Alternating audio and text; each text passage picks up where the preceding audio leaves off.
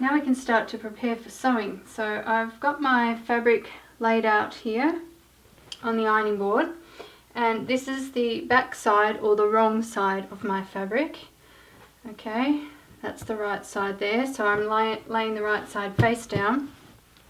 On top I'm going to place my interfacing. Now I'm not sure if you can see on the video, but this has a shiny side and a dull side.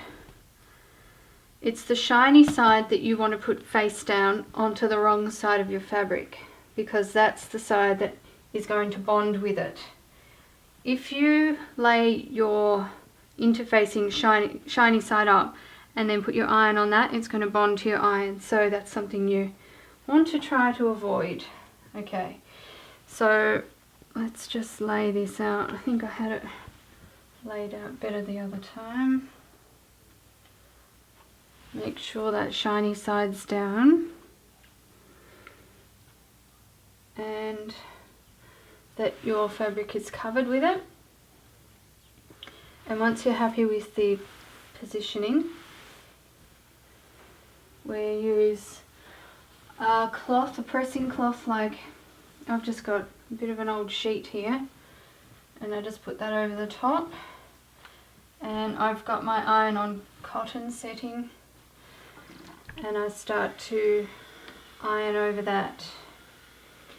Now if you have used a different sort of yarn to what I detailed in the materials list and you're worried about it, for example if it's a synthetic yarn, do a little test patch first on a corner or something of the fabric with the interfacing and the iron, and just check and make sure that it's not going to damage your fabric at all.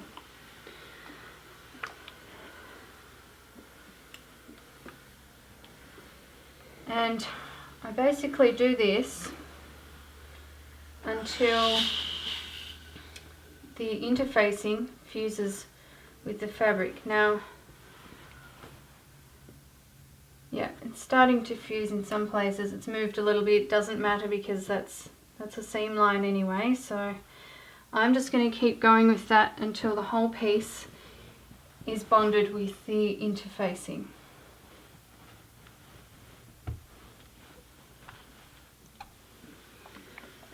Putting a pressing cloth down also just protects from the possibility that any of that sticky interfacing touches your iron, because it can ruin the iron if it does.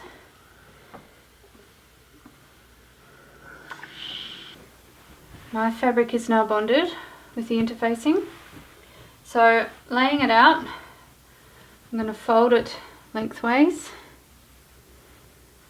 and line it up as best you can with the top, so that's all lined up, and then just going to press the end like this, so that when you open it up you have your cutting mark.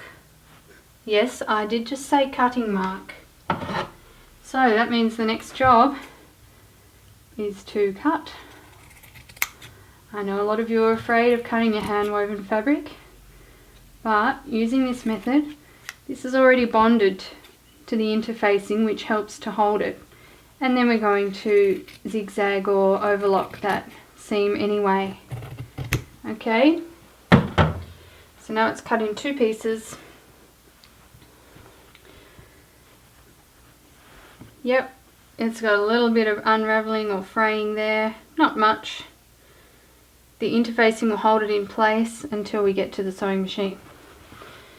So we'll just pop that aside for a minute.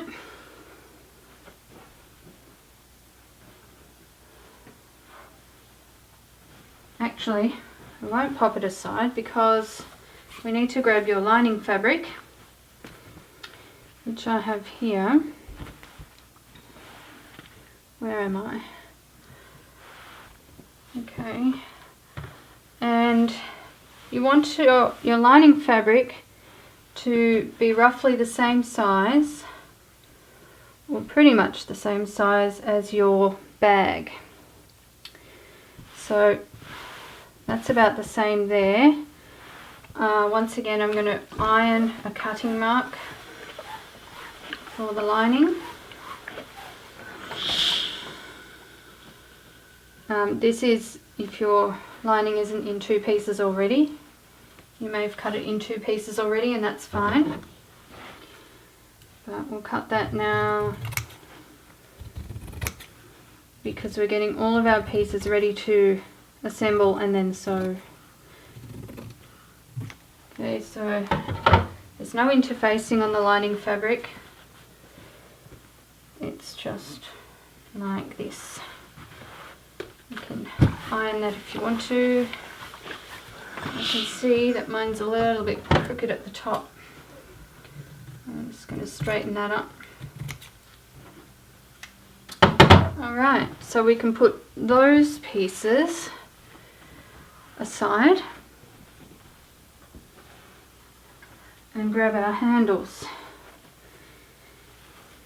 These are going to be our bag handles.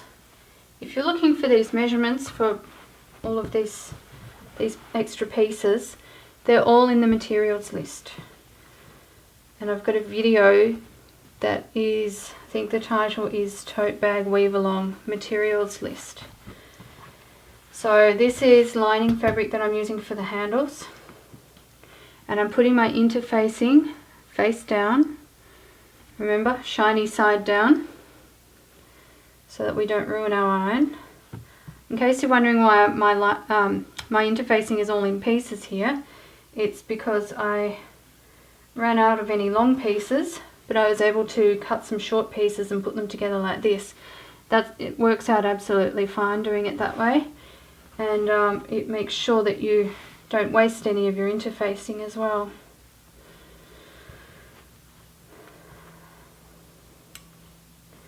Okay, so once that's done, we can put down our press sheet again.